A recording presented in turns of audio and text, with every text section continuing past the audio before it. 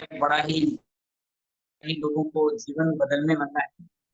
और बड़ा ही बेहतर टॉपिक है। और क्योंकि जितने भी इंसान हैं वो सब लोग बिना बुक्स को पढ़े हुए, बिना क्लास को अटेंड किए हुए, बिना कोई ऑडियो वीडियो सोर्स सुने हुए कोई भी आगे नहीं बढ़ पाए हैं, है ना। तो इसका बहुत बड़ा इम्पोर्टेंस रोल है।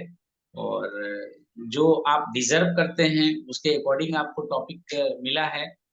तो इस टॉपिक को आई होप कि आज बहुत अच्छे से आपने प्रिपरेशन किया होगा, हाँ, क्योंकि अच्छे प्रिपरेशन तरह से किया। डिलीवर करने के लिए। और सर मेरे पास ना स्लाइड है, तो मैं स्क्रीन शेयर करके करूँगा।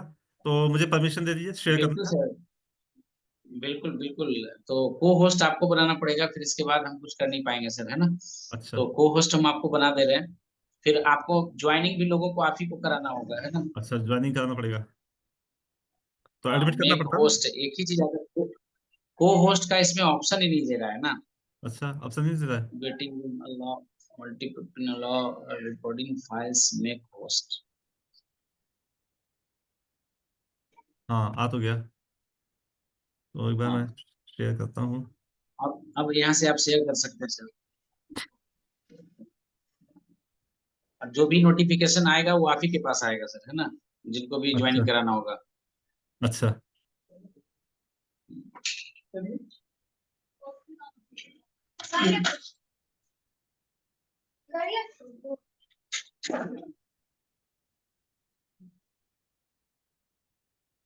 तो अभी लोग का वेट कर लेते हैं थोड़ा, तो स्टार्ट करते हैं उसके बाद।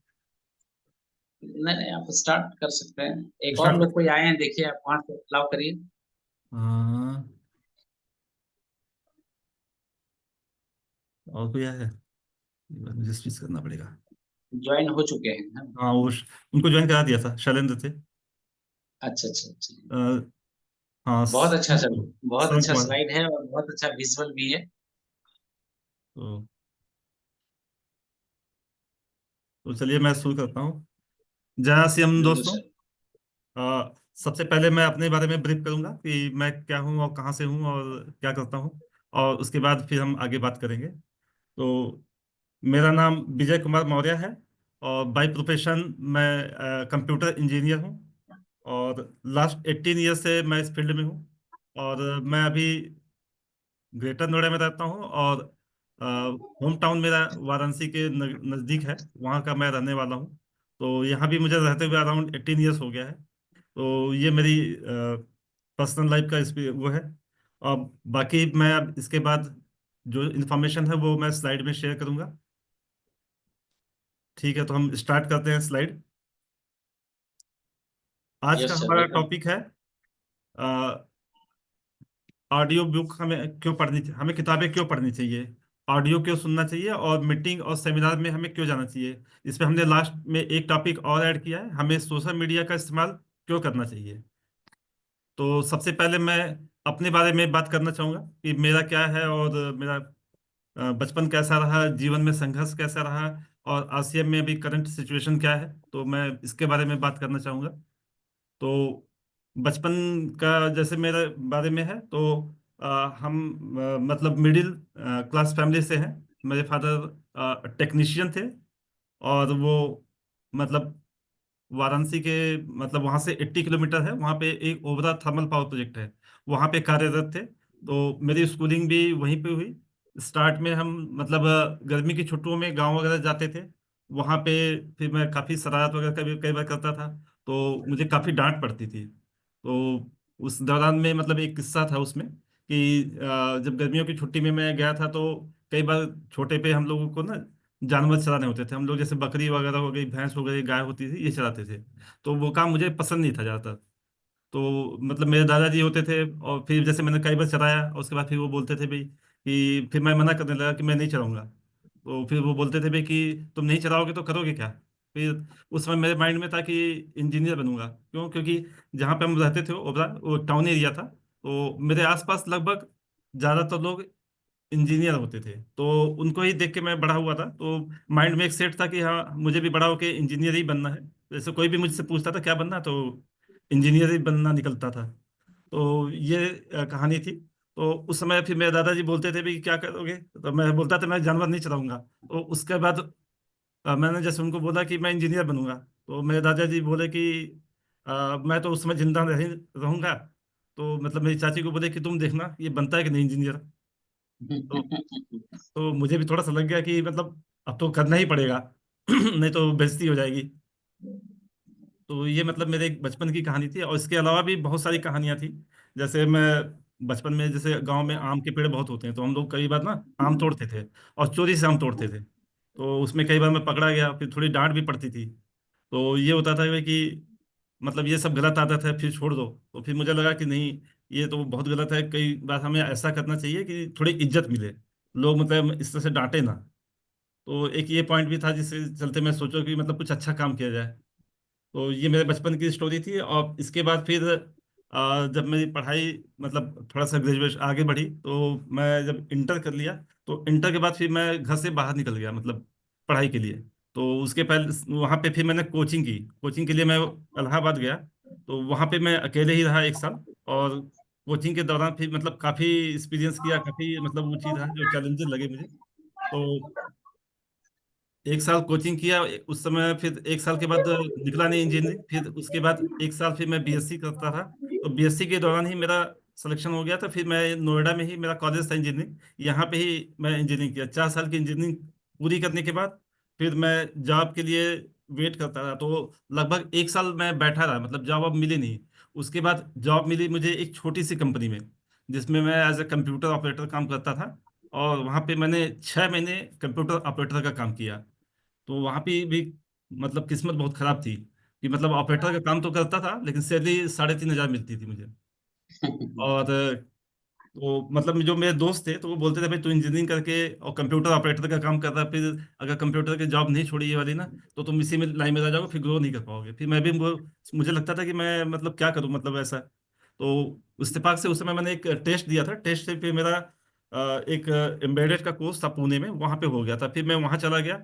वहाँ पे मतलब 6 महीने का कोर्स था। फिर मैंने वो कोर्स किया। उसके बाद फिर वहाँ पे भी स्ट्रगल रहा, फिर वहाँ पे भी अराउंड 1 साल का मतलब जॉब सर्च और करता रहा। उसके बाद मेरी जॉब लगी मुंबई में। और मुंबई आपकी इतनी फास्ट सिटी है कि मतलब वहाँ पे आपको मतलब सर्वाइव करना बड़ा मुश्किल होता है। तो जब मैं वहाँ पे गया मुंबई में, तो पहले दिन तो मैं, एक दोस्त था मेरा, उसके यहाँ रुका। लेकिन अब वो भी कहीं रहता था, तो वो भी ज़्यादा दिन तक रोक नहीं सकता था। तो उसने बोला बेटा भाई मैं एक दिन तो तुम्हें रख सकता हूँ, लेकिन उसके बाद फिर अपना तुमको देखना पड़ेगा। तो फिर मुझे लगा कि चलो ठीक है। तो एक दिन फिर मैं उसके यहाँ रहा। उसके बाद फिर मैं सोचा कि मैं अब कहाँ रहूँ, तो मेरे पास अभी कोई घर था नहीं। तो फिर मैंने क्या किया कि शाम को 6 बजे मेरी जॉब की शिफ्ट खत्म हो जाती थी। उसके बाद मैं ढूंढने निकलता था कि भाई फ्लैट वगैरह कहीं खाली है कि नहीं। तो मैं लोगों से डोर टू डोर जाके मतलब पूछता था कहीं खाली है कैसे है। तो लगभग 7 दिन हो गए थे। तो फिर उसमें मैं क्या करता था, जैसे ढूंढा, और फिर मैंने क्या किया था ना, एक बेडशीट रखी थी। और फिर मैं जब शाम का सोने का टाइम होता था, तो फिर मैं जैसे मजदूरों के साथ सोता था। तो ऐसा मैंने 1 हफ्ते तक किया कि मतलब काम किया दिन में, और उसके बाद जो है प्लेटफॉर्म पे सोता था। उसके बाद चलिए, कोई बात नहीं, होता है बुरे दिन को याद करके। बस हाँ, तो कंटिन्यू अंदर उसके आज मैं बाद फिर दिल्ली जो है, में। मैंने मतलब जब 7 दिन के बाद जब मैं मुझे मतलब एक फ्लैट मिल गया था। और फ्लैट मिलने की बहुत खुशी हुई थी उस दिन। तो फिर मैंने मतलब एक डायरी है मेरे पास, मैं अपने उसमें ऑटोबायोग्राफी टाइप से लिखा था इसमें कि मैं मतलब फ्लैट मिल गया। तो उसके बाद फिर मतलब नॉर्मल लाइफ रही। जब वहाँ पे 7 दिन मतलब मैंने निकाला, उसके बाद फिर वो जॉब भी मैं लगभग 6 से 7 महीने की, और फिर उसके बाद मैं पुणे आ गया। पुणे थोड़ी बेटर जॉब मिल गई, जहाँ पे सैलरी थोड़ी मुझे लगभग 17,000 हो गई थी। अब लेकिन वहाँ पे भी चैलेंजेस खत्म नहीं हुए, क्योंकि मेरे अंदर भी एक ना प्रॉब्लम थी। तो ज़्यादातर जहाँ पे भी मेरी जॉब रही ना, तो कभी भी मेरी अपनी मैनेजर से उतनी बनती नहीं थी। तो उसमें इतने कंसर्न होते थे कि जहाँ पे मैं पुणे में भी जॉब कर रहा था, तो वहाँ पे कई बार इश्यूज आए। और उसके दौरान क्या हुआ कि मेरी शादी भी फिक्स हो गई। और जब शादी फिक्स हुई, तो उसके बाद फिर मैं जब शादी करने चला गया, तो जब वापस आया तो वहां से भी मुझे फायर कर दिया गया जॉब से। मतलब जैसे जॉब से आया वहां से फायर कर दिया। फिर हाँ उसके बेटा। बाद फिर मैं वहां पे लगभग 6 7 महीने अपना स्ट्रगल करके इंटरव्यू देता रहा। एक ही दिन में मतलब 7 8 8 इंटरव्यू देता था। तो मतलब वो भी फोन कॉल पे होते थे। और उसके बाद फिर जब वहां से जॉब मिली, तो अभी जो करंट कंपनी है, फिर मैं यहाँ पे पुणे मतलब नोएडा वापस आ गया। तब से मैं इसी कंपनी में हूँ, और इस कंपनी में भी बहुत स्ट्रगलिंग था। स्टार्ट में जैसे एज ए डेवलपमेंट ज्वाइन किया था, और 2-3 महीने निकले, तो उसके बाद फिर परफॉर्मेंस थोड़ी लो थी, तो उन्होंने बोला भाई कि आपकी परफॉर्मेंस लो है, तो हम आपको दूसरे प्रोजेक्ट में शिफ्ट कर रहे हैं। तो उसमें फिर उन्होंने टेस्टिंग में डाला। अब उस समय भी फिर हम कहा ठीक है, कोई बात नहीं, हम बाद में ढूंढ के अपना निकल जाएंगे। लेकिन फिर जब आपके पास जिम्मेदारियां आ जाती हैं, तो वो चीज़ें आपको पॉसिबल नहीं हो पाती कि मतलब आप लाइफ को भी बैलेंस करो और फिर कुछ एक्स्ट्रा भी करो, क्योंकि आपकी फैमिली भी होती है साथ में, अकेले नहीं होते हो। तो यहाँ पे भी मतलब लगभग करते रहे। और फिर 1-2 जगह ऑप्शन मिले, लेकिन मैंने मूव नहीं किया, इसी कंपनी में बना ही रहा। और मतलब तब तक वैसे ही प्रोग्रेस करता रहा जैसे भी हो। अब इस कंपनी में आगे जाके भी काफ़ी चैलेंजेस आए। जैसे जो हम मैं मतलब मैं लीड बन गया था आपका, जिस जब इस कंपनी में ज्वाइन किया 2-3 साल के बाद लीड बन गया था, लेकिन उसमें भी जब हमारे ऊपर के सीनियर्स आए ना, तो उसमें इतनी पॉलिटिक्स होती है कि आपको ग्रो करने का मौका नहीं मिलता है। तो आपका जब ग्रो नहीं होता है, तो फिर आपकी सैलरी नहीं बढ़ती है, तो आपको फिर ये सारे चैलेंजेस फेस करने पड़ते हैं। तो अभी भी इसी कंपनी में है, सारी चीज़ें वैसे ही चल रही हैं। तो इन सब चीज़ों से ना मैं बहुत फ्रस्ट्रेट हो गया था कि मतलब हम इतने साल तक काम कर लिए और इस कंपनी को इतना टाइम दिया, लेकिन फिर भी आपका करियर ग्रोथ नहीं होता है। तो उस चीज़ को बड़ा दुख होता है। तो इसी चीज़ को ओवरकम करने के लिए हम सोचते हैं भाई कि अगर आसियम आपको 20 साल में अगर देते उसको, तो आप सारे लोग कितने अमीर हो चुके हैं 20 साल में। तो अगर हमने भी ये टाइम वहाँ पे दिया होता, तो हम भी कुछ अच्छे हो सकते थे। तो इसीलिए जब मैं अभी दीपावली के टाइम पे, लास्ट दीपावली पे, जब मैं ट्रेन से जा रहा था, ट्रेवल कर रहा था, तब जिस सीट पे मैं बैठा था, उसके आगे वाली सीट पे जैसे कुछ लोग बैठे थे, बात करते थे।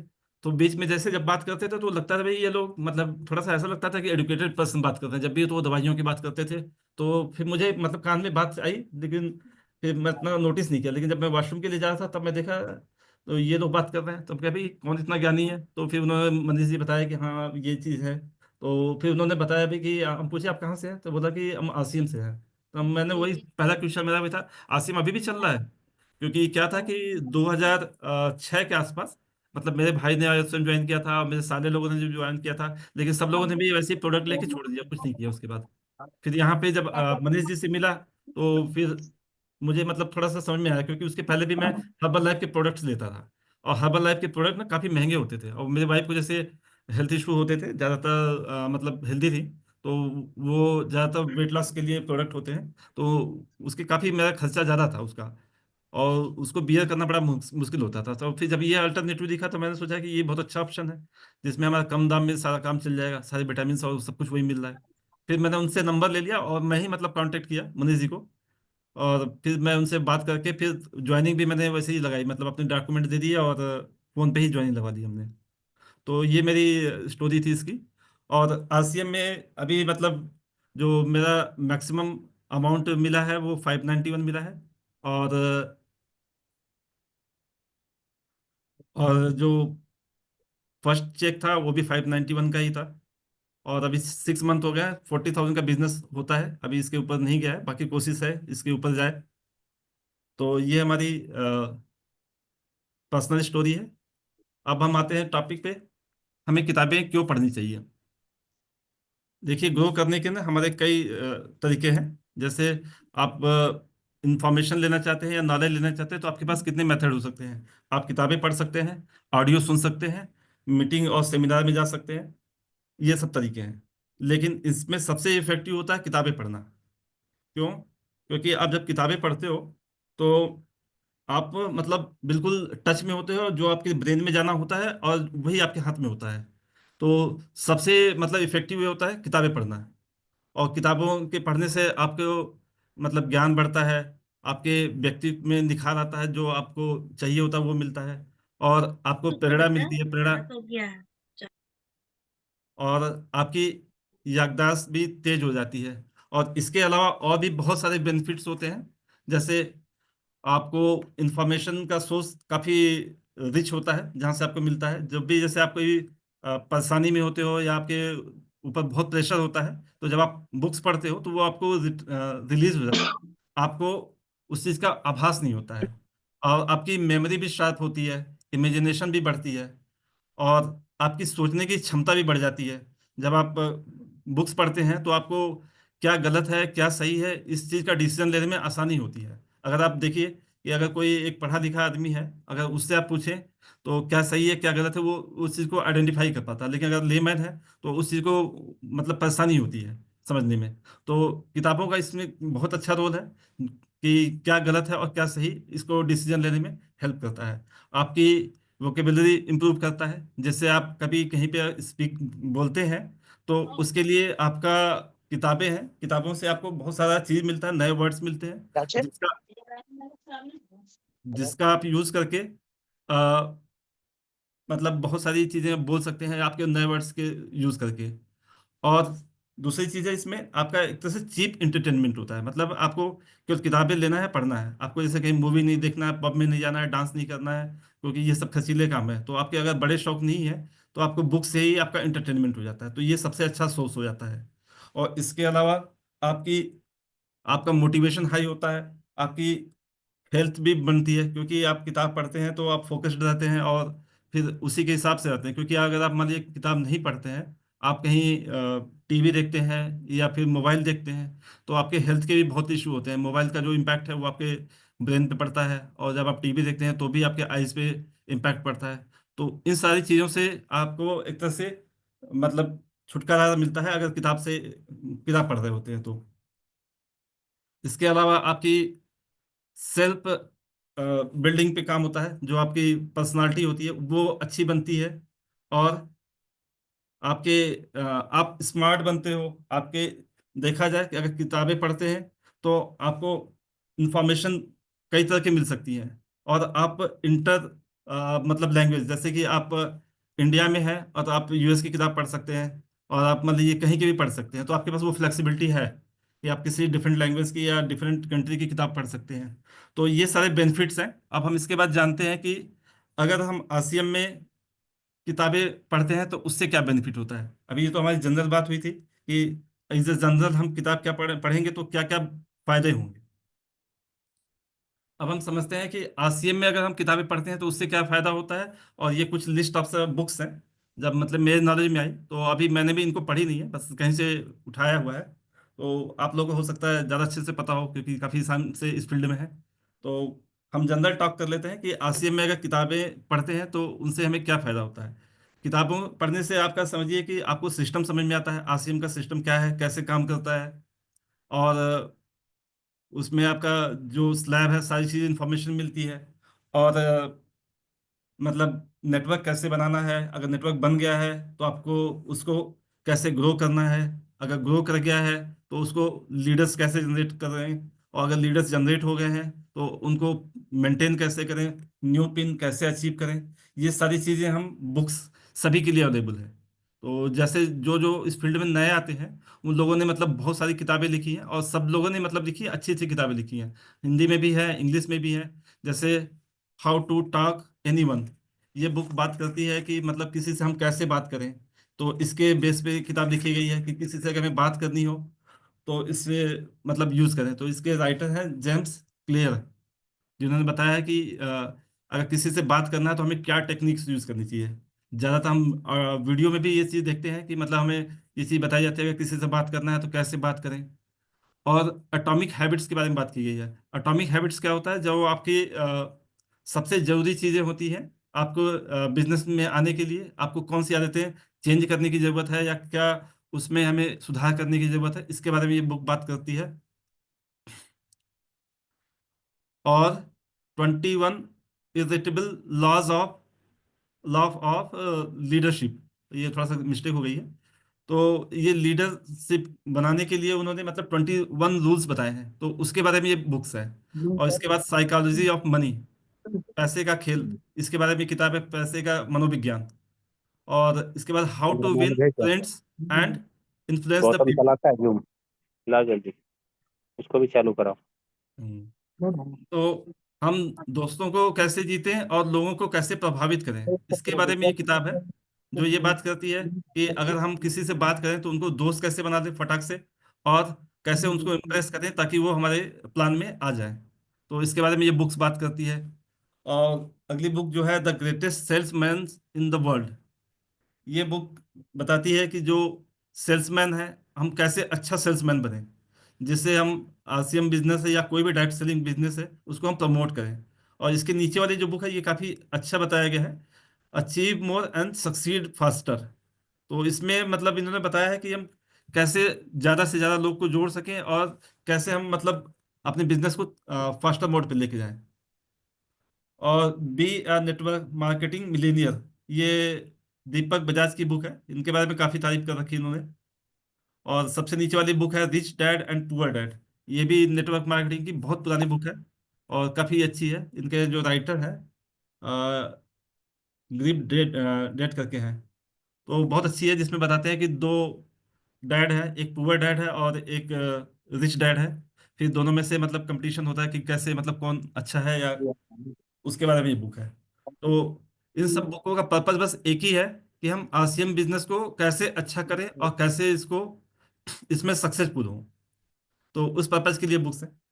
बुक्स इनके अलावा भी बहुत सारी हैं, तो सारा लिस्ट करना मुश्किल था, लेकिन हमने कोशिश की कि कुछ जो बहुत सारे इन्फ्लुएंसर ने बताई है कि जो अच्छी बुक्स हैं हमने उनको लिस्ट डाउन की है। और हमें ऑडियो क्यों सुनना चाहिए?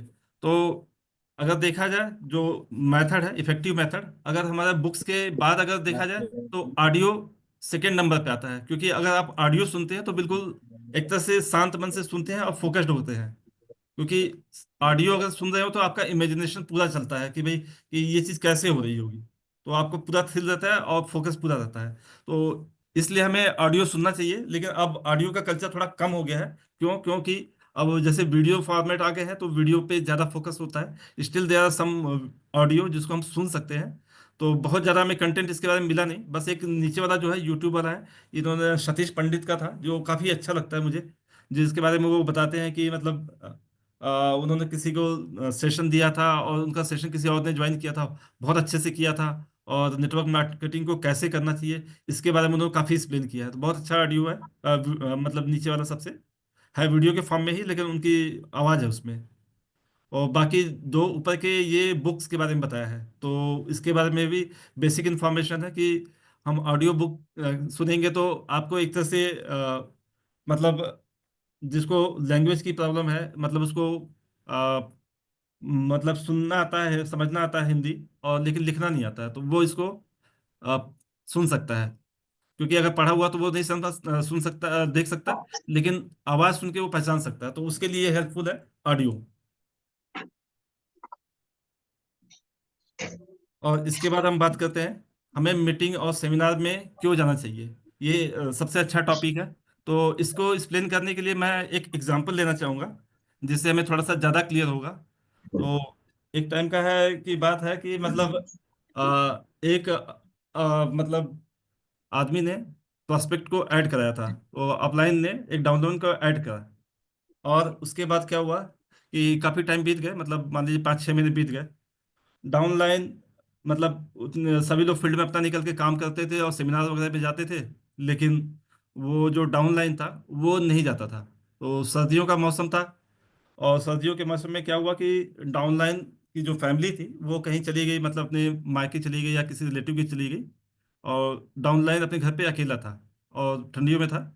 अब अपलाइन देखा कि भाई ये डाउनलाइन तो अपने फील्ड में निकल ही नहीं रहा है, ये कर ही नहीं रहा कुछ। तो एक दिन फिर मैं उसके उसके घर पे वो पहुंच गया, और फिर उसने पूछा भाई कि क्या हुआ, अपना डाउनलाइन से, कि क्या हुआ, क्यों नहीं जाते हो सेमिनार में, मीटिंग्स में या फिर फील्ड में। तो उसने बोला भाई कि सर ठंडी बहुत है, इसलिए मैं नहीं जाता हूँ। तो उस समय फिर अपलाइन ने कुछ बोला नहीं। और वहाँ पे क्या हुआ कि उसने एक अंगीठी जलाई हुई थी, और उसमें आग काफ़ी धधक रही थी। और फिर उसने वहाँ पे मतलब बैठा और उसको बोला कि ठीक है। तो अपलाइन ने क्या किया कि उसमें आग में से, या उस पास में एक चिमटा पड़ा हुआ था, चिमटा से उठाया और वहाँ से एक आग का मतलब कोयले की आग का गोला जो था वो निकाल के बाहर रख दिया। और फिर उसके बाद फिर जो डाउन लाइन है वो सोचा भाई क्या कर रहा है, पता नहीं क्या कर रहा है। तो कुछ देर फिर वो बोला भाई चाय वाय ले आओ, चाय वाय ले आया, पानी पिलाया, चाय पिलाया। तो कुछ टाइम निकल गया। तो उस टाइम तक क्या हुआ कि जो कोयला बाहर निकला हुआ था वो ठंडा हो गया। पहले तो अंदर था तो आग में धधक रहा था, लेकिन जब बाहर निकाला तो वो पूरा ठंडा पड़ गया। उसके बाद अपलाइन बोला भाई कि मैं अच्छा मैं चलता हूँ। लेकिन वो चलते समय उसने क्या किया कि दोबारा से वो आग का गोला जो निकाला था, कोयले का टुकड़ा, फिर से उसने उसको अंगीठी में डाल दिया। और फिर उसके बाद वो जाने लगा। तो डाउनलाइन सोचा पता नहीं क्या कर रहा है। फिर लेकिन जब वो जाने लगा, तो फिर डाउनलाइन ने बोला कि सर मैं समझ गया कि आप क्या समझाना चाह रहे हैं। तो वो बोला कि थैंक यू सर। तो उसका पर्पस बस यही था कि अंगीठी जो है आपकी एज अ सेमिनार है, मीटिंग है, उसका काम करती है अंगीठी। और आप आग के गोले हैं। जब तक आप सेमिनार और मीटिंग में टच में रहेंगे या उसमें जाते रहेंगे, तब तक तो आपके अंदर आग रहेगी, आप एक्टिव रहेंगे। लेकिन जैसे ही आप उस अंगीठी से बाहर निकाल देंगे, अपने आप को बाहर निकाल देंगे, तो आप अलग थलग पड़ जाएंगे और आप उतनी इफेक्टिवली काम नहीं कर पाएंगे। तो इससे उसने ये मैसेज देना चाहा है। तो ये इसका पर्पस था। अब हम देखते हैं कि मीटिंग में और इससे क्या हो सकता है। तो मीटिंग में जाने से मतलब सारी चीज़ें अगर हम देखें तो मीटिंग से ही होती हैं। मीटिंग में जाने से महान नेता तैयार होते हैं, कौशल का विकास होता है, लोगों के सामने बोलने का अवसर मिलता है, और कंपनी के भविष्य के दृष्टिकोण से नए उत्पाद की जानकारी मिलती है, और कंपनी में जो लोग भी नए आते हैं तो उनका विश्वास बढ़ता है। तो इसके बारे में हम थोड़ा सा और आगे जानेंगे। तो मीटिंग के प्रकार, तो मैंने थोड़ा डिटेल निकाला कि मीटिंग के क्या क्या प्रकार हो सकते हैं।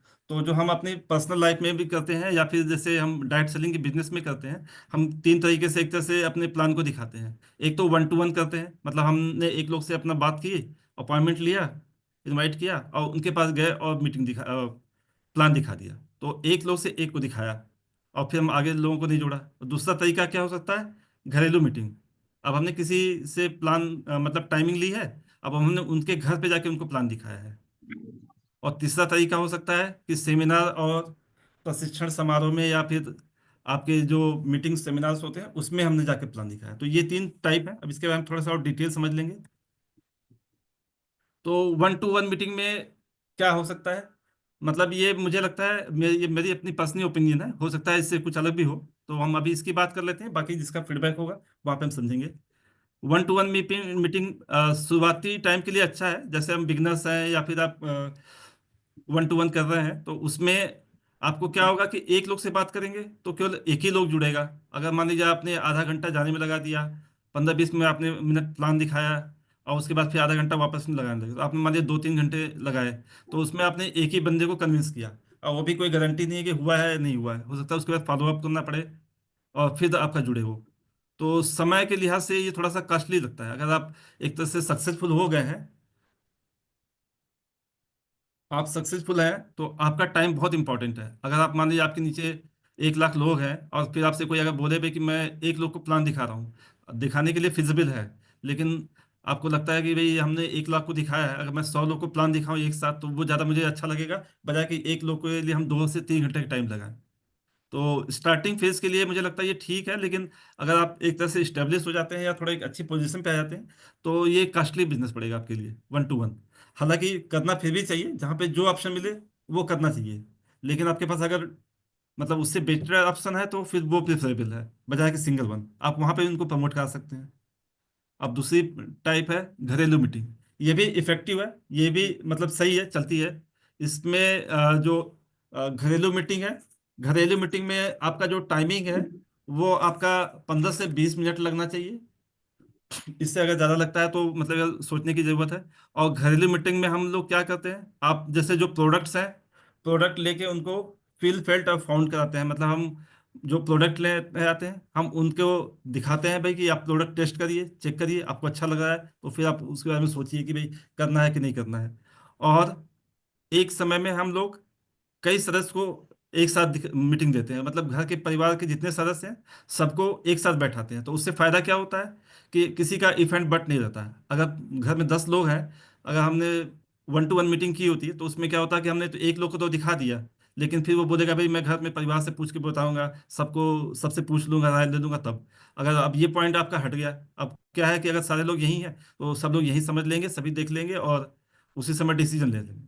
तो ज्वाइनिंग के लिए इसमें परसेंटेज अच्छा है कंपेयर टू 1 to 1। तो ये इसका मतलब पॉइंट है। और सबसे तीसरा है सेमिनार और प्रशिक्षण। सबसे इफेक्टिव यही है, जो मतलब एक लॉन्ग टर्म के लिए और तेजी से ग्रो करने के लिए सफल है।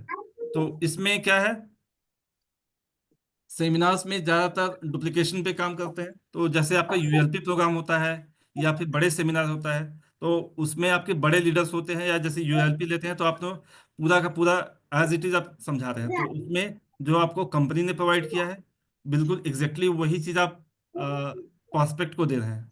तो इससे आपका डुप्लीकेशन बहुत इजीली होता है, और इसमें मतलब कोई चेंजेस नहीं होता। तो इसमें आपके जो आपके कंटेंट प्रॉस्पेक्ट जुड़ेंगे, वो आपके आपके इतना ही इफिशिएंट जुड़ेंगे। तो अगर हम जैसे वन टू वन करते हैं या फिर फैमिली में करते हैं, तो उसमें उस चीज़ की पॉसिबिलिटी थोड़ी कम होती है। लेकिन अगर सेमिनार और प्रशिक्षण से लेकर आ रहे हैं, तो वहाँ पे लोगों का विजन पूरा क्लियर होगा, जो कंपनी सोचती है या फिर जो हमको समझाना चाहते हैं। क्यों? क्योंकि वहाँ पे बड़े लीडर मिलेंगे जो आपको अच्छे से समझाएंगे, और वो बात आप तक पहुँचेगी।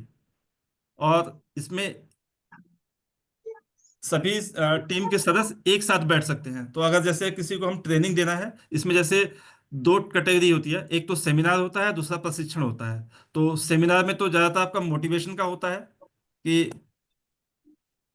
जब भी आप लोगों को बुलाते हैं तो आप उनको मोटिवेशन के पर्पज से दिखाते हैं। जो लोग नए आते हैं वो उससे काफ़ी मोटिवेट होते हैं। लेकिन जो प्रशिक्षण है, ट्रेनिंग पर्पज है, उसमें क्या है कि जो आपके टीम के मेंबर्स हैं, जो आपके नीचे काम करते हैं, वो सारे एक साथ आते हैं, तो उनको एक तरह से हम ट्रेनिंग देते हैं। तो दोनों में थोड़ा सा ये डिफरेंस है कि जो आपका सेमिनार है उसमें न्यू लोग हो सकते हैं, और ट्रेनिंग वाले सेशन में भी न्यू हो सकते हैं, लेकिन परसेंटेज ज़्यादा होती है एग्जिस्टिंग वन की। और इसका परसेंटेज रेशियो काफ़ी अच्छा है। और इसके सेमिनार के और प्रशिक्षण के बहुत सारे फायदे हैं। दूसरा फायदा है इसमें कि जब हम सेमिनार करते हैं तो प्रशिक्षण करते हैं, तो उसमें आपके लीडर्स काफ़ी निकलते हैं, क्योंकि आपने काम किया डुप्लीकेशन पे। जब डुप्लीकेशन पे काम किया तो इससे क्या चीज़ हुआ कि कंपनी ने आपको एक्स चीज़ बताई, और अगर आपने उसको दोबारा किसी अपने प्रोस्पेक्ट को बताया, तो हो सकता है आपने थोड़ा सा डिविएट हो गया। जो कंपनी ने आपको बोला, हो सकता है वो चीज़ ना बोल के थोड़ा सा आपने प्लस माइनस अपने एंड से कर दिया। तो ये चीज़ आपकी कट डाउन हो जाती है। जो कंपनी ने आपको बोला, आपने भी वही उसको। अगर मान लीजिए कोई ट्रेनर आपको देता है, तो ट्रेनर आपको उससे बेटर बताएगा, आप इंडिविजुअल बताते हैं। तो उसको अच्छी विजिबिलिटी मिलती है। जो लोग भी इसमें आते हैं उनको अच्छा विजन मिलता है, अच्छी विजिबिलिटी मिलता है, और उनके जुड़ने के चांसेस बढ़ जाते हैं। और दूसरा, जो लोग रेगुलर मीटिंग को या प्रोग्राम को अटेंड नहीं करते हैं, तो उनमें से लीडर निकलते कम है। लेकिन जो लोग रेगुलर अटेंड करते हैं मीटिंग और सेमिनार्स, वहाँ से लीडर्स ज़्यादा निकलते हैं। आपका स्किल डेवलपमेंट और मोटिवेशन आपके सेमिनार से अच्छा होता है। लर्निंग और अर्निंग, ये आपकी दोनों चीज़ होती है। लर्निंग, इसमें एक लाइन फेमस होती है, लर्निंग सीखोगे तो लर्निंग शुरू तो अर्निंग शुरू। मतलब बहुत फेमस टैग है इसका, कि आपने अगर सीखना शुरू कर दिया तो जीतना शुरू कर दिया। ये इसकी लाइन है। और इसके अलावा इसमें दूसरा फायदा होता है कि get the opportunity to speak on stage. मतलब नॉर्मली क्या होता है कि आप जब छोटे ग्रुप में करते हैं तो आपको स्टेज में जाने में डर लगता है। तो यहाँ पे क्या होता है, आपको स्टार्ट में बुलाया जाता है भाई कि आप अपना इंट्रो दो केवल। तो शुरुआत में आपसे अगर जैसे जो पिन चेंज होती है, तो उसमें तो हमसे इंट्रो लेते हैं। लेकिन जैसे आप थोड़ा ग्रो अप होते हैं, तो आप एक लेवल के बाद आपसे बोला जाता है कि स्टेज पे आप बोलो। तो इसमें जो सेमिनार्स है उसमें आपका एक तरह से फियर खत्म होता है, आप स्टेज पे बोलने के लिए रेडी हो जाते हो। तो ये इसका बेनिफिट है, आपका बोलने के लिए पूरी तरह से हो जाते हो रेडी। और दूसरा इसमें फायदा है कि आपको कंपनी लेवल पे इंफॉर्मेशन मिलती है। जो भी कंपनी में न्यू लॉन्चिंग होती है या फिर कुछ प्लान में चेंजेस होते हैं, तो ये इंफॉर्मेशन आपको बड़े सेमिनार में ही मिलती है। और इसमें पीपल्स स्टार्ट लिसनिंग यू। जैसे जब आप सेमिनार्स में और ट्रेनिंग सेशन में जाते हो, तो उसमें आपको दो फायदा होता है। अगर आपको कभी बोलने का मौका मिल गया, तो आप हाईलाइट हो जाते हो, लोगों की नज़र में आ जाते हो। तो एक आपकी गुडविल बन जाती है कि भाई ये बंदा बोल रहा है तो ये अच्छा होगा। मान लीजिए एक सेशन में गया, फिर दूसरी ट्रेनिंग में गया, तीसरी में गया, अगर वो मल्टीपल में ही नजर आ रहा है, तब लोगों का ये थॉट प्रोसेस बन जाएगा, ये जो बंदा है ये अच्छा है, ये मतलब फेमस हो रहा है, एक तरह से उसकी गुडविल बन जाती है। तो क्लास टीम में भी लोग उससे डिस्कशन करते हैं, उससे बात करते हैं, उससे सलाह मशवरा देते हैं। तो एक तरह से आपका कंट्री लेवल पे भी आपका एक तरह से नेम एंड फेम हो रहा है। तो सेमिनार और प्रशिक्षण का ये फायदा भी होता है। इसके अलावा आप जब नए लोग इस सेमिनार में आते हैं तो उनका कन्वर्जन रेट सबसे ज्यादा होता है, क्योंकि आप मान लीजिए 100 लोग को लेके आए प्रशिक्षण में और सेमिनार में बैठाए, और 100 में से आपके मान लीजिए 50 कन्वर्ट हो गए। तो आपने तो 1 घंटे का टाइम दिया या मान लीजिए 2 से 3 घंटे का टाइम दिया, तो उस 3 घंटे में आपने 50 को कन्वर्ट कर दिया। लेकिन हमने पीछे में क्या देखा था कि जब हमने होम मीटिंग की थी, तो होम मीटिंग में मान लीजिए हमने एक लोग को जोड़ा, मे भी हो सकता है फैमिली से 4 मेंबर और जुड़ गए, तो मैक्सिमम 4 से 5 या 10 जोड़ सकते हैं। लेकिन हमने जब 1-to-1 मीटिंग की थी, तो उसमें केवल एक ही लोग जुड़े थे। तो सबसे इफेक्टिव वे आपका सेमिनार और प्रशिक्षण समारोह है। तो एक बुक है विजेता कैसे बने, या किसी और बुक में बताया था उन्होंने, उसमें उन्होंने बोला था कि ये जो आपका डायरेक्ट सेलिंग बिजनेस है, ये भीड़ बढ़ाने का बिजनेस है। अगर जिसने भीड़ इकट्ठी करनी सीख ली, वो इस सिस्टम का मास्टर है। उस मतलब उसकी ग्रोथ बहुत तेजी से भागेगी। सोचो आपने एक सेशन में आपने 50 लोगों को 100 लोगों को बैठा दिया, उसमें से 50 आपके कन्वर्ट हो गए, फिर नेक्स्ट टाइम में आपने बढ़ाया, तो सोचिए कि अगर आपकी 4 हफ्ते आपने मीटिंग अटेंड कराई है, 4 महीने 4 हफ्ते में आपके कितने ज्यादा कन्वर्जन हो गए। तो इससे स्पीड आपकी फास्ट होगी। तो मुझे लगता है कि ये वाला अप्रोच अच्छा है। स्टार्ट में हम छोटे लेवल पे शुरू कर सकते हैं, लेकिन बड़े लेवल पे थोड़ा थोड़ा लेके बढ़ा सकते हैं। थोड़ा सा एक्सपेंसिव है, लेकिन अगर हमने इसको ग्रुप में करके इसको स्पेंस इसका मैनेज कर लिया, तो हम कन्वर्जन रेट बढ़ा सकते हैं और ग्रोथ काफी तेज होगी। ये चीज हो गया। और इसके अलावा जब हम सिस्टम में आते हैं और सेमिनार में, तो वहाँ पे बिलीफ सिस्टम अच्छा बढ़ता है। जो लोग नए आते हैं तो उनको विश्वास होता है भाई कि इतनी इनकम आती है। जैसे अगर हमने पिछले बार विजय विरोधिया सर का किया था अटेम्प्ट, तो उन्होंने बताया था कि मेरे नीचे जो है 20 करोड़ का बिजनेस हुआ था। अगर हम अपने इनसे बोलेंगे भाई कि मेरे अंदर तो खाली इतने का बिजनेस हो गया, तो लोग विश्वास करेंगे। लेकिन अभी कभी हमने 20 करोड़ का नाम ले लिया या किसी ने बड़ी फिगर दे दी, तो वो तो सोचेगा भाई कि ये तो फेक कर रहा है या इतना तो हो ही नहीं सकता है। लेकिन अगर जब वहां पे आपका बड़ा लीडर आके बोल रहा है, वो सामने बोल रहा है, तो वहां पे लोगों को ज्यादा फेथ है, क्योंकि उसने 20 साल दिया है, अपना टाइम दिया है, बड़ा लीडर है, उसके बाद पैसे आ रहे हैं, मतलब उसका बिजनेस ग्रो कर रहा है। तो ये चीज होती है। और ज्यादातर हमें मतलब महीने में एक बड़ा सेशन या एक बड़ा सेमिनार हमें अटेंड जरूर करना चाहिए। इससे हमें एक तरह से चार्जिंग मिलती है। मतलब अगर आप जब बड़े सेशन में आते हैं, तो आप चार्ज हो जाते हैं। जैसे हमें बैटरी डाउन हो जाती है, तो हम आप क्या करते हैं, उसको चार्जिंग में लगाते हैं। तो उसी तरह से काम करता है आपका सेमिनार और ट्रेनिंग सेशन। यहाँ से आपको चार्ज मिलता है, और फिर से आप फील्ड में उतरते हो और उसी एनर्जी के साथ काम करते हो। लेकिन अगर आपका गैप ज्यादा हो जाता है, तो आप डाउन हो जाते हो, फिर सोचते हो भाई कि अब चलो जैसा चल रहा है चलने दो। तो आज सेमिनार में जाने से ये सारी चीजें हट जाती हैं, और आपको फिर से एनर्जेटिक हो जाते हो आप। तो ये चीजें फायदा होती हैं। और यहाँ पे आपको इंटरेक्शन क्रॉस लाइन के थ्रू करने को मिलता है। जैसे वहाँ पे कई सारे लोग आते हैं डिफरेंट डिफरेंट, उसमें डिफरेंट डिफरेंट टीम से, तो आप दूसरे टीम से इंटरेक्शन कर सकते हैं, वहाँ से उनका अप्रोच समझ सकते हैं। तो ये फायदा होता है सेमिनार प्रशिक्षण का।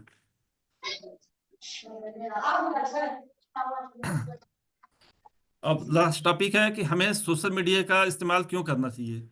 तो अभी तक जो हमने डिस्कशन किया, ये हमारे मतलब अभी तक के तरीके हैं, लेकिन फ्यूचर जो डिमांड कर रहा है, वो थोड़ा सा और चाहिए। क्यों? इसका रीजन क्या है कि देखिए, अगर हम मान लीजिए किसी मीटिंग में लेके आते हैं, तो उसमें हमें किस तरह की पर्सपेक्टिंग कर सकते हैं। या तो हम किसी को जानने वाले को ले आ सकते हैं, या हम जिनसे बात किया उनको कन्वर्ट कर लिया, उनको ले आ सकते हैं। लेकिन मान लीजिए एक टाइम के बाद अगर कोई ज्यादा बात नहीं कर पा रहा है, तो उनके पास लिस्ट तो खत्म हो जाएगी, फिर क्या करेंगे। तो अब इस लिस्ट को इंग्लिश बनाने के लिए हमें क्या करना, सोशल मीडिया का यूज करना है। सोशल मीडिया में आप नए लोग को ज्वाइन कराते रहिए, जोड़ते रहिए, और फिर वहां से आप लिस्ट को डिराइव करिए। तो इसका लिस्ट को निकालने का तरीका क्या है, पहले हमें अपने सोशल मीडिया पे जो कंटेंट डालना है, वो नीट एंड क्लीन डालना है। उसमें हमें क्या करना है, इमेज डालनी है, वीडियोस डालना है, शॉर्ट वीडियो डालना है। और स्टार्ट में हमें ऐसा चाहिए कि मतलब प्रोडक्ट के मतलब नाम ना डालें, प्रोडक्ट की सारी इन्फॉर्मेशन डालें, लेकिन उसमें नाम ना डालें। जब आपसे वो व्यक्ति फैमिलियर हो जाए, तब उसको आप प्रोडक्ट के बारे में इलेबोरेट करिए। क्योंकि अगर हम स्टार्ट में प्रोडक्ट दे देंगे ना, तो वो थोड़ी सी दूरी बन जाती है। लेकिन हम प्रोडक्ट ना दे के बात करेंगे, तो लोग कॉमन समझ के आपसे इंटरेक्शन शुरू कर देंगे। तो नॉर्मली आप जैसे वीडियो या अपने इमेज डाली, तो उस पर देखिए कि किसका लाइक्स आया, कमेंट आया। तो जिसका भी लाइक्स आया है या कमेंट आया, आप उनसे इंटरेक्शन कीजिए, बातचीत करिए, फिर अपनी बात को बढ़ाइए। फिर वहां से जब हम बात कर लेते हैं तो फिर उनको आप मैसेंजर पे लेके आइए, मैसेंजर पे थोड़ा टॉक कीजिए, थोड़ा इंगेज करिए। अब जब मैसेंजर पे आ जाए तो फिर उनको व्हाट्सएप पे लेके आइए, वहां पे इंगेज करिए। अब जब व्हाट्सएप पे आ जाए तो उनको फिर फोन कॉल पे मतलब इंगेज कर सकते हैं। अब जब फोन कॉल पे आ जाए तो टाइम देख के और मौका देख के उनको आप किसी मीटिंग के लिए या 1-to-1 मीटिंग के लिए उनको इनवाइट कर सकते हैं। और जब इनवाइट करेंगे तो बाकी हमने जो स्टार्ट में प्रोसेस दी है उसी के पैटर्न में हम उनको कन्वर्ट कर सकते हैं एज ए प्रोस्पेक्ट। तो यहाँ से भी लिस्ट हम निकाल सकते हैं, सोशल मीडिया से भी, तो ये भी एक अच्छा तरीका है। और वीडियो जो हमें पोस्ट करना चाहिए छोटे साइज का, जैसे शॉर्ट वीडियो है, क्योंकि लोग आजकल लॉन्ग वीडियो प्रेफर नहीं करते हैं। और इसके लिए फेसबुक, इंस्टाग्राम और यूट्यूब यूज़ कर सकते हैं, उसके बेस में कर सकते हैं। और जब हम कंटेंट डालते हैं तो हमें थोड़ा सा ये ध्यान देने की जरूरत है कि हमें जो कंटेंट है किसके लिए देना है। जैसे आपने कोई कंटेंट बनाया है जो हाउस वाइफ के लिए प्रेफरेबल है, तो जब उनका फ्री टाइम है उसके जस्ट पहले आप डालिए। मतलब अगर ज़्यादातर देखे जाए तो हाउस वाइफ का टाइम क्या होता है, लगभग सुबह बच्चे चले जाते हैं तो 10 बजे से 2 बजे तक का टाइम होता है। तो अगर जैसे हाउस वाइफ के रिलेटेड कंटेंट है तो सुबह आप 8-9 बजे डाल दीजिए। अब जब भी वो फ्री होंगे तो आपका वो देख लेंगे तो उनको उस टाइम पे वो उसको स्क्रॉल करके देख सकती हैं। और इंटरटेनमेंट का है तो उसके लिए शाम का प्रीफर करिए, क्योंकि रात में लोग खाली होते हैं तो फिर वो देखते हैं भाई कि क्या क्या चीज़ आई है। और किसी का मान लीजिए कोई एक्सरसाइज वाला वीडियो है या फिर किसी के फिटनेस का है तो उनको अर्ली मॉर्निंग में डालिए, ताकि उस समय वो लोग देख पाते हैं कि भाई आज की फिटनेस के लिए हमें क्या करना है। तो अगर उन्होंने स्टार्ट किया तो वहाँ पे उनको ये चीज़ दिख जाएगा। तो ये चीज़ हमें अप्रोच लेनी चाहिए, जिससे मतलब हम इसका यूज़ कर सकते हैं सोशल मीडिया। और इसमें इन्होंने एक चीज़ और बताई है कि जब सोशल मीडिया में हम कोई चीज़ पोस्ट करते हैं ना तो साथ में उसके स्टोरी भी डालनी चाहिए। अब स्टोरी के बारे में ज़्यादा मैंने एक्सप्लोर नहीं किया, लेकिन उसमें हम मुझे यही लगता है कि जब भी हम कोई वीडियो या इमेज डाल रहे हैं तो उसके साथ थोड़ा सा कंटेंट होना चाहिए जिससे लोग को रिलेट कर पाए कि इस किसके बारे में बात कर रहे हैं, या इसके बाद इनकी क्या मतलब इसके साथ क्या घटित हुआ है, या क्या चीज़ है इनका जो इससे जुड़ा हुआ है। तो उस चीज़ को जोड़ के फिर वो अपने आप को देखते हैं। तो इस तरह से हम सोशल मीडिया का यूज़ कर सकते हैं। इसके अलावा इन्होंने बताया भाई कि आपने अगर सोशल मीडिया से लोगों के ईमेल अकाउंट निकाल लिए तो उनके साथ भी उनको कांटेक्ट कर सकते हैं। वहाँ भी अगर मान लिया आपने 10,000 लोग को मेल भेजा, वो कोशिश करनी है कि वो स्पैम ना हो। अगर वो स्पैम हो जाता है तो फिर वो ब्लॉक हो जाएगा। लेकिन मान लीजिए 10,000 लोगों को मेल भेजा, उसमें से आपके पास मान लीजिए 100 के रिप्लाई आया। अब 100 में से आपने बात किया, मान लीजिए 50 आपके तैयार हुए, और 50 में से फिर आपने इंगेज करके 10 तक लिया है, तो फिर आप उन 10 को कन्वर्ट कर सकते हैं। तो इस तरह का भी अप्रोच ले सकते हैं। ये थोड़ा सा लेंदी प्रोसेस है और ये मतलब नया मेथड है। तो एक बार इनको एक्सरसाइज करके फिट देखना पड़ेगा कि किसके ऊपर फिट आता है, किसके ऊपर नहीं आता है। तो उस पर डिपेंड करता है। तो ये थोड़ा सा न्यू एक्सपीरियंस है, नया ट्राई करना है। मे भी हो सकता है कुछ लोग इसमें सक्सेस हो, कुछ लोग नहीं हो। अगर नहीं भी होते हैं तो हमारे पास तो पुराना मेथड है ही है, उसमें भी कोई बुरा नहीं है, वो भी अच्छा मेथड है। तो इससे केवल बस एक ही फायदा होगा कि आपको नए प्रोस्पेक्ट मिलेंगे। तो ये चीज़ हमने एडिशनल ऐड की थी। और इसके साथ ही ये सेशन खत्म होता है। Thank you. और इसके बाद अगर कोई क्वेश्चन वगैरह हो तो रेज करिए, बाकी सागर सर देखेंगे, आंसर करेंगे। Thank you sir, over to you. बहुत बहुत धन्यवाद सर, और बहुत ही अच्छे तरीके से आपने आज का सेशन को हैंडल किया है। और प्रेजेंटेशन के साथ तो भाई चार चांद ही लगा दिए, और उसके ऊपर यदि जो आपने स्टोरी जो आपने बताया सर, बड़ा इमोशनल था और बिलीविंग था कि यदि आदमी, भाई आप जैसे इंसान को सुने और पता चले कि भाई किस तरह से आप जीरो से हीरो बनने का प्रयास में हैं, तो बड़ा ही अद्भुत होता है सर। इस तरह से आपने डिलीवर किया सर टॉपिक को, और इसके लिए बहुत बहुत धन्यवाद। और बहुत सारे लोग देखिए धीरे धीरे आ भी गए, जुड़ भी गए। तो देखिए सीखने का भी कार्यक्रम इसी तरह से चलता रहेगा, है ना। और लोग अपना देख। सर इसमें से एक बार जैसे अगर कोई नया लोग आया है ना तो एक बार उसका इंट्रो ले लीजिएगा, कैसे क्यों। अपने टीम में कुछ लोग से बात किए थे, अगर देखें वो लोग आए कि नहीं। जैसे ये कुंदन कुमार दिख रहे हैं, क्योंकि अगर अभी तो कुछ पता नहीं चलेगा। जैसे जो लोग नया है तो एक बार उनसे जब हम फीडबैक लेंगे ना, हेलो सर, तो उनसे एक बार इंट्रोडक्शन ले लेंगे। ये थोड़ा सा जैसे अपने बारे में बता देंगे कि कहाँ से आए हैं, किस टीम से हैं, तो थोड़ा बेटर हो जाएगा। ठीक है सर, ओवर टू यू। आप कैसे चेंज करें सर? हाँ सर, बिल्कुल सर। तो चलिए सबसे पहले हम लोग कॉर्नर में प्रवीण जी दिख रहे हैं, तो प्रवीण जी से शुरुआत करते हैं। बहुत बढ़िया सर। आज आपका सेशन से बहुत कुछ सीखने को मिला। कैसे आपने अपने जीवन को धीरे धीरे ऊपर करके और अपने लाइफ स्टाइल को बढ़ाया, और बहुत सारे टॉपिक पे जो बात किए बहुत ही शानदार रहा सर। आज आपके माध्यम से बहुत कुछ सीखे हैं, अपना हौसलों को बुलंद किए हैं कि भाई अगर दिल में जुनून हो तो कुछ भी कर सकते हैं। तो अच्छा रहा सर आज का सेशन, बड़ा ही शानदार रहा। Thank you sir. Jai Shyam. Thank you sir. चलिए नेक्स्ट देखिए अभी चेहरा यहाँ पे दिख रहा है, तो हमारे देखिए अनिल जी दिख रहे हैं। अनिल जी यदि आप फ्री हैं तो देखिए थोड़ा 2 मिनट समय दीजिए। जी सर, जय श्याम सर।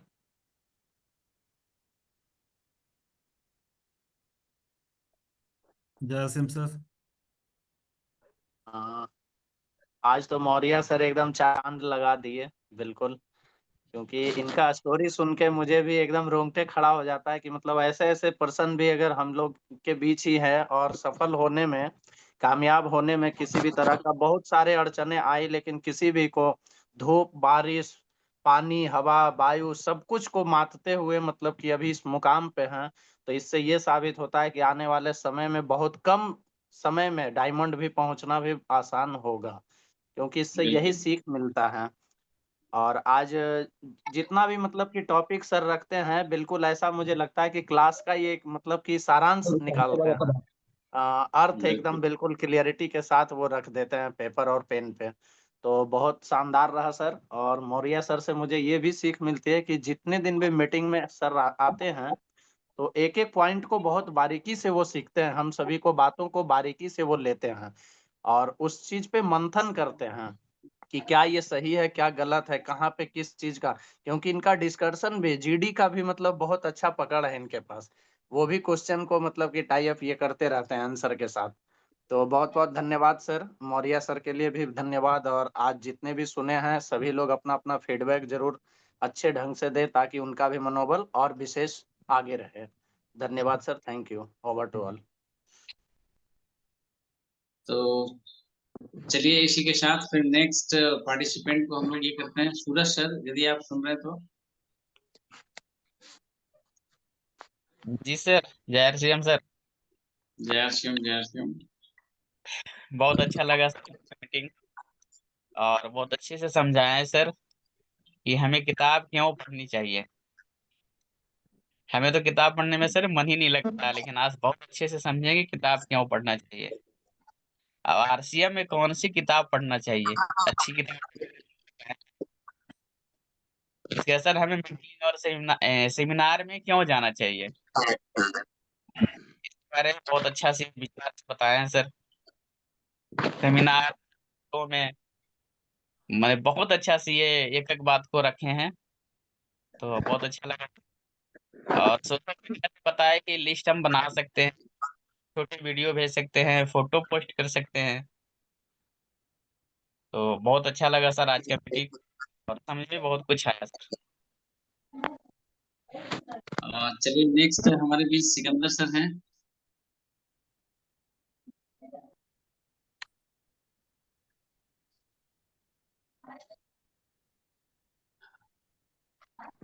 श्रवण सर।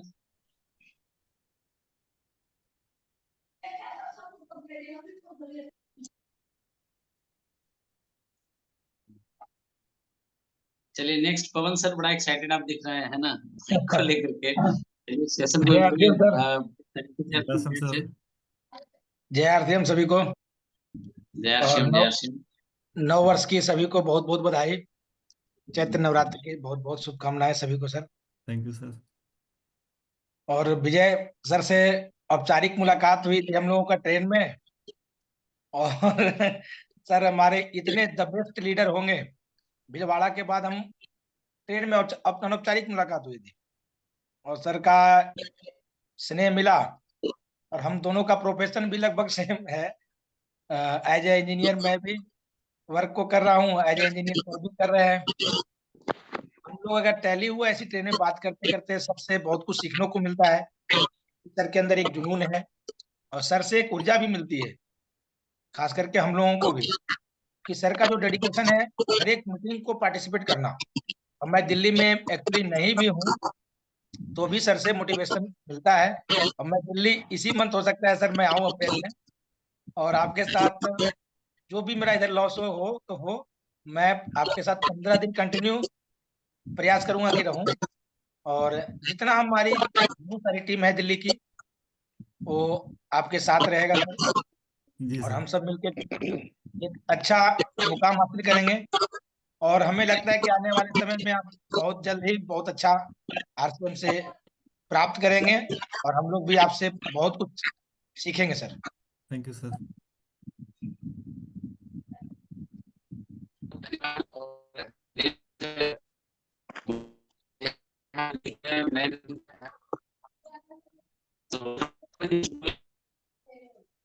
आवाज कट रही है सर।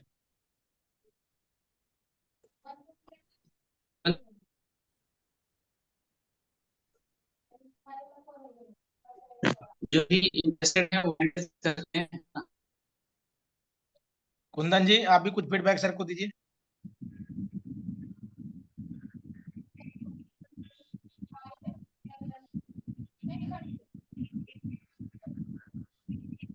आवाज नहीं आ रही सर। कुंदन जी अनम्यूट होइए।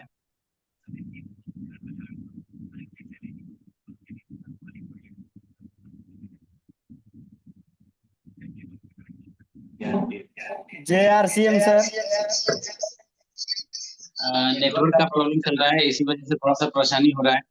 और नेक्स्ट देखिए मनीष सर, यदि आप फ्री हैं तो आप बात कर सकते हैं। कुंदन जी आए हैं सर, कुंदन जी अनम्यूट। कुंदन जी आप बात करना चाह रहे हैं, बात करिए। जय आरसीएम सर। जय सिंह सर। आपका सेशन तो बहुत अच्छा रहा sir. Thank you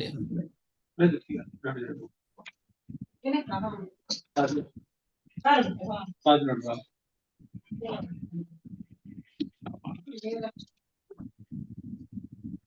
Manish sir को लीजिए।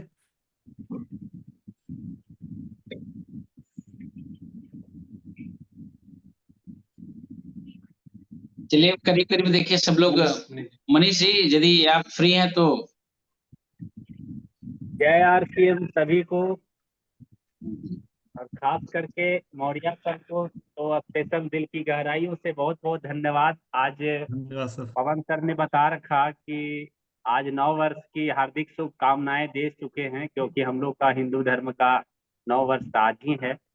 और आज कहा गया है कि आज मौर्या सर का तो भाई पहली बार मुझे भी सुनने का मौका मिला, हालांकि फोन से बहुत सारी बातचीत होती है, लेकिन सर रियल में हमको पता चला।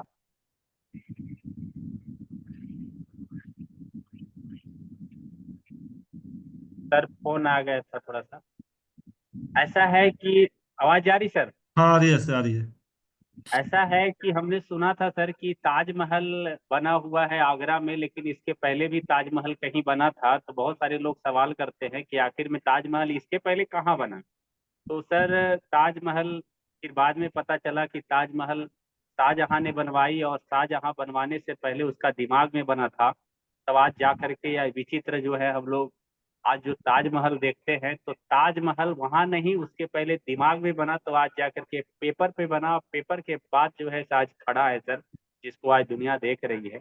उसी तरह से हमको लगता है कि ताजमहल आज विजय सर के ये दिमाग में बन चुका है, और कल वो पेपर पे तैयार होगा, और एक दिन जो है वो ताजमहल खड़ा होगा।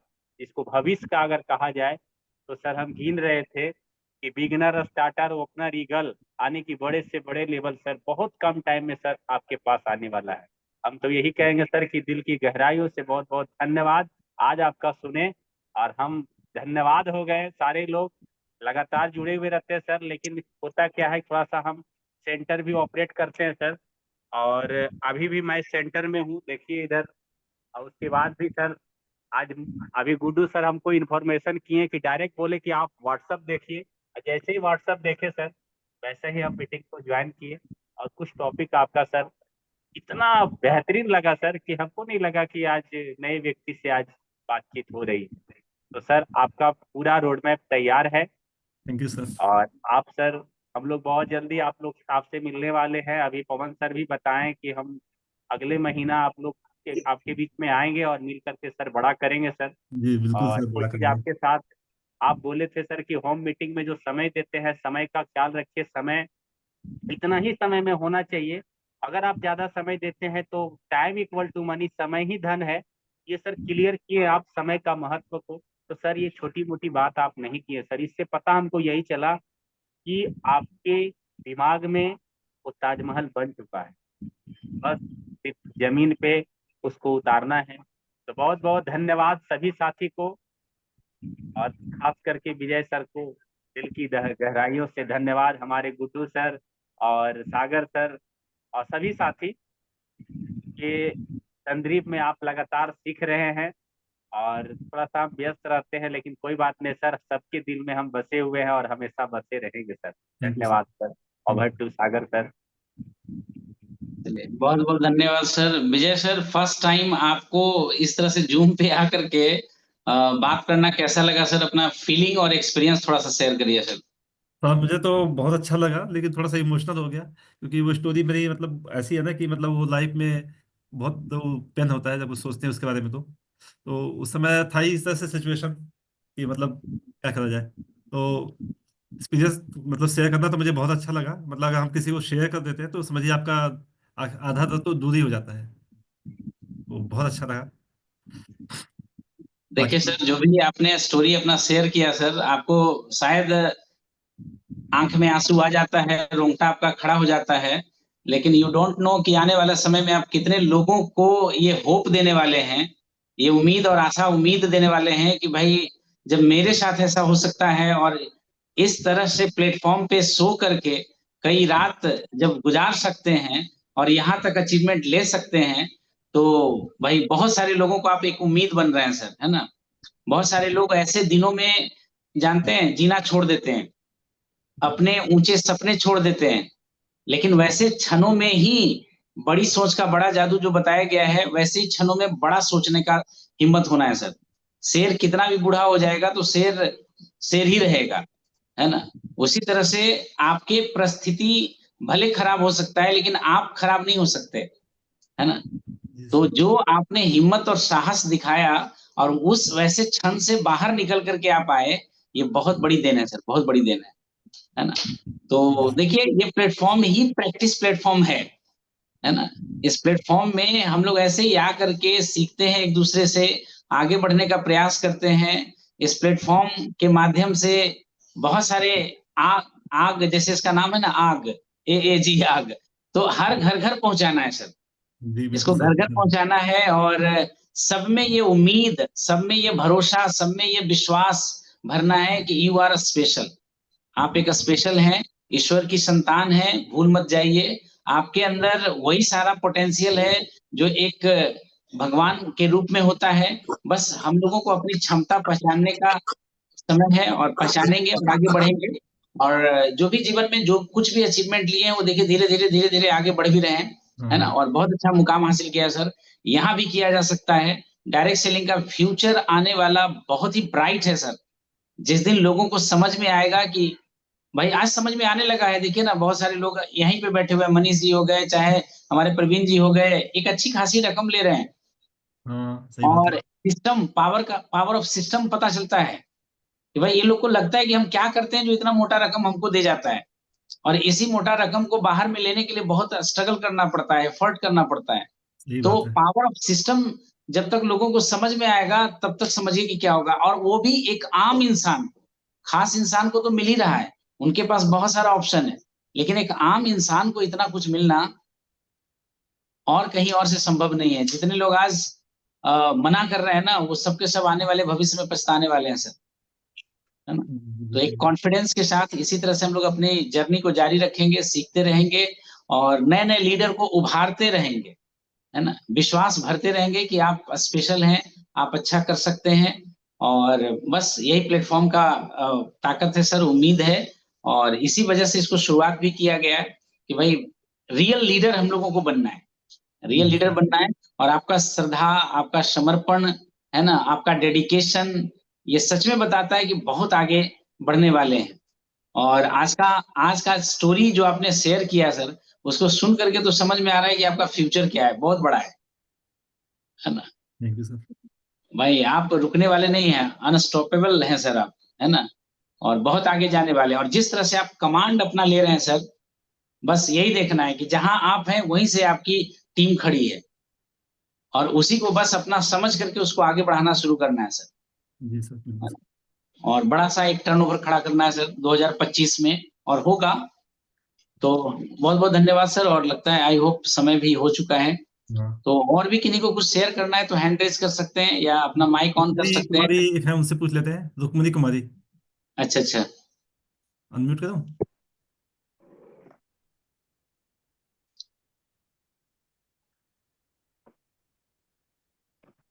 रुक्मिणी कुमारी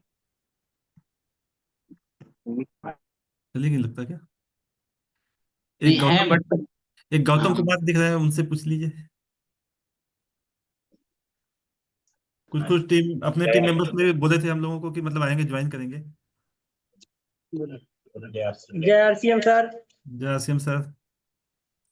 बहुत अच्छा लगा सब सुन करके, आप लोग से बहुत सीखने का मौका मिलता है हम लोग का। पूरा तो नहीं सुन पाए लेकिन थोड़ा सा सुन पाए, हमको बहुत अच्छा लगा। इसके लिए बहुत बहुत धन्यवाद। Thank you sir. आप डेली सुनेंगे सर? हाँ, यहाँ पे सीखने आज को पहली मिलेगा। बार सुने हम। नहीं, डेली आना चाहिए। यस। Thank you sir. तो इस तरह से फिर से एक बार दिल से गहराई से सर आपका बहुत बहुत धन्यवाद। बहुत अच्छा इस तरह से आपने स्लाइड प्रिपरेशन किया, बहुत अच्छा से सर्च किया। और देखिए होता क्या है कि कभी कभी हम लोग शिष्य बन के सीख सकते हैं, और नहीं तो गुरु बन के सीख सकते हैं।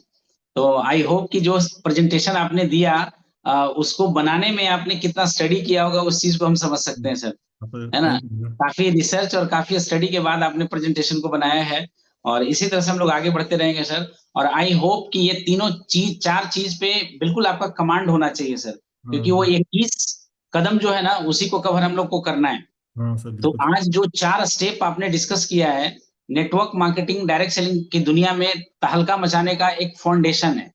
आपकी पर्सनैलिटी को ग्रूम करने का एक बहुत ही बेहतर जरिया है सर ये 4 स्टेप, है ना। लोगों तक पहुंचने का सोशल मीडिया आज के डेट में बहुत ही अच्छा आधार बन चुका है, और हम लोग सोशल मीडिया को जितना जल्दी यूज करना स्टार्ट कर दे उतना अच्छा है।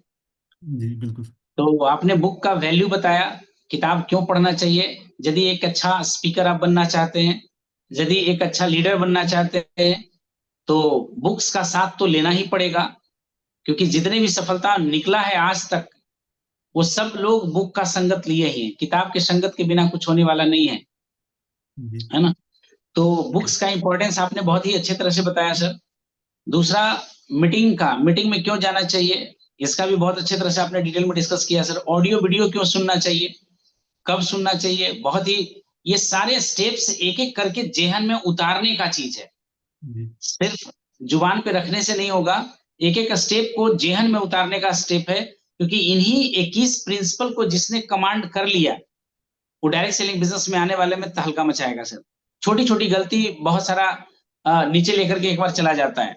तो ये एक एक स्टेप करके, और कल का मीटिंग सेशन तो बंद रहेगा, क्योंकि हम लोग जानते हैं क्लोजिंग के दिन हम लोग बंद रखते हैं, है ना। तो 31 है कल, तो कल का तो सेशन बंद रहेगा। फिर हम लोग 1 तारीख को नए जोश, नए उत्साह, नए जुनून, है ना, और नए रिकॉग्निशन के साथ हम लोग सब लोग इकट्ठा होंगे, और लर्निंग का प्रोसेस इसी तरह चलेगा। और नेक्स्ट मंथ जो हमने बताया सर कि 90% लोग असफल या स्ट्रगल इसीलिए कर रहे हैं क्योंकि they don't know how to deal with people. लोगों के साथ कैसे व्यवहार किया जाता है ये पता नहीं होता है।